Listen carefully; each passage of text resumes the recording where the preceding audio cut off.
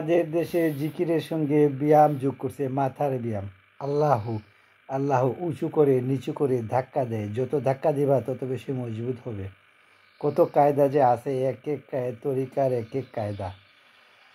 তাও করে যে একদম এমনভাবে টান দিবা যে তোমার বৃদ্ধাঙ্গুল থেকে শুরু করে পুরোটা সে পুরো শরীরে যেমন ঝাঁকা লাগে। এগুলা কয় রিয়াজত। রিয়াজা মানে যে ফিজিক্যাল এক্সারসাইজ, আর তর্জমা করলে তাই বোঝায়। এই জিকিরের সঙ্গে রিয়াজা যোগ করেছেন, এগুলা সব কিছু বেদাত। নবী করিম সাল্লাল্লাহু আলাইহি সাল্লামের সুন্দর জিকিরের তরিকা বাদ দিয়ে বিভিন্ন হুজুরের, বিভিন্ন পীর সাহেবের বিভিন্ন মারাফতি তরিকুলা আছে।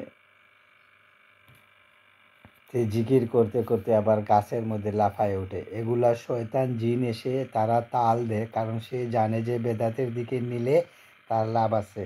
বেদাতের দিকে উৎসাহ করে এবং দুনিয়ার স্বার্থের জন্য প্রতিষ্ঠিত এই তরিকার লোকেরা এগুলোর জন্য জান দিয়ে ফেলবে, এগুলাকে রক্ষণাবেক্ষণ করার জন্য। আর এগুলোর জন্য খুব মজা লাগে সাময়িকভাবে, যেমন কোরআন খাইতে মজা লাগে, তো ওই রকম তাল দিলে মজা লাগে, ওই রকম তালের মধ্যে খুব পছন্দ করে এটাকে।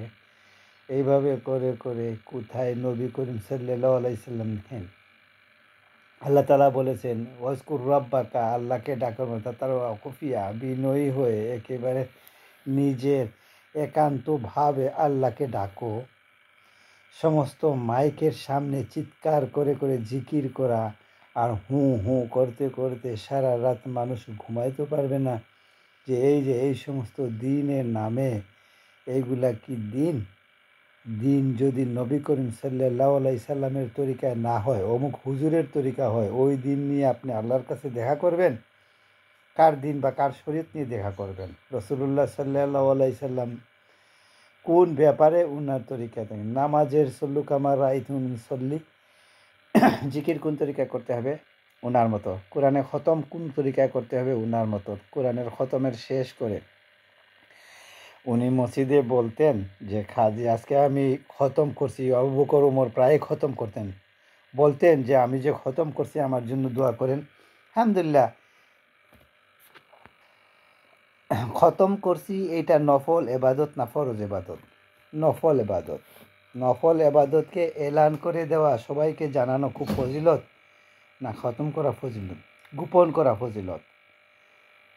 তারপরে দোয়ার ক্ষেত্রে আমাদের দেশে বিভিন্ন তরিকায় দোয়া, ঘন্টার পর ঘন্টা দোয়া হচ্ছে, আধা ঘন্টা দোয়া হচ্ছে, 1 ঘন্টা দোয়া হচ্ছে, মাইক ফেটে যাচ্ছে দোয়ার কারণে। এরকম কোনো দোয়া নবী করিম সাল্লাল্লাহু আলাইহি সাল্লাম করেছেন? আরাফাতের ময়দানে তিনি দোয়া করছেন একলা। আবু বকর রাদিয়াল্লাহু আনহু ছায়ার মতো ওনার সাথে থাকে, কিন্তু এখানে উনি ওনার পাশে গিয়ে ডিস্টার্ব করেন নাই, তিনি একলা দোয়া করেছেন। ওমর রাদিয়াল্লাহু তাআলা আনহু একলা দোয়া করেছেন। আমাদের দেশে হাজির আমার আরাফাতে গিয়ে কী করে কোনো একজন ইমাম টামেকে দেখে, হুজুর একটু আসেন আমাদের সবাইকে একটু দোয়া করেন। আর হুজুর সাহেবকে এত সম্মানিত হয়ে গেছে, আল্লাহ একটা দোয়া করে দিই। সব আল্লাহর নবী করিম সাল্লাল্লাহু আলাইহি সাল্লামের তরিকার বাইরে গিয়ে খুব মজা বানিয়ে নিয়েছে, এত মজা লাগে। সবাই মিলে কান্দে মাইকের মধ্যে। তো নবী করিম সাল্লাল্লাহু আলাইহি সাল্লাম সবাইকে নিয়ে কাঁদতেন না? বদরের ময়দানে, আরাফাতের ময়দানে, সব জায়গায় তিনি একা একা করেছেন। এই জিনিস, এই বুঝ আমাদের সমাজের মধ্যে যখন না আসবে ততক্ষণ পর্যন্ত আমাদের দিনের মধ্যে ত্রুটি আছে। অনেক আমল করছে, অনেক বেশি আমল করছি, কিন্তু আল্লাহর কাছে কবুল হচ্ছে না। কারণ কি? কবুল হওয়ার জন্য শর্ত, যে কোনো আমল কবুল হওয়ার জন্য 2টা শর্ত, নামাজ, হজ, উমরা, 2টো শর্তের একটা মিস হয়ে গেলে আপনার আমল কবুল হবে না। 1 নাম্বারটা এখলাস, আল্লাহর সন্তুষ্টি, আল্লাহর কাছে কবুল করার জন্য, যে আমার এটা নিয়ে কেউ বাবানা দেয়, কাউকে দেখাতে চাই না, কাউকে খুশি করবো আল্লাহকে তালাকে। আর 2 নম্বরটা হচ্ছে রাসূলুল্লাহ সাল্লাল্লাহু আলাইহি সাল্লামের সুন্নত মোতাবেক হচ্ছে কি না আমলটা।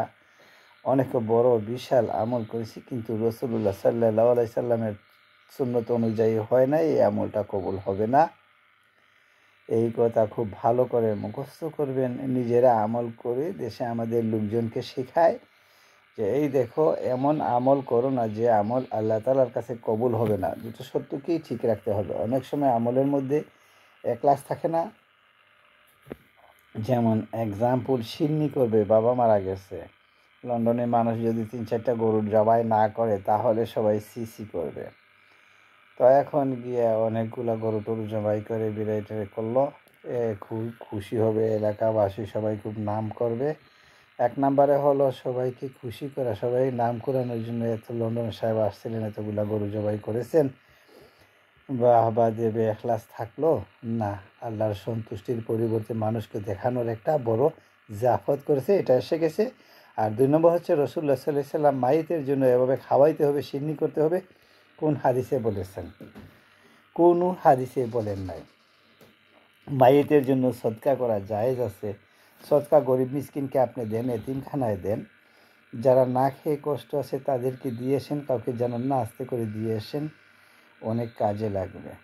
তাহলে এই যে জিয়াফত খাওয়া, সিন্নি খাওয়া, দুটো শর্তই মিস হয়ে যাচ্ছে। 2 শর্ত মিস হয়ে গেলে তার ইবাদত কবুল হবে না, খামোখা তার পরিশ্রম হয়ে গেল।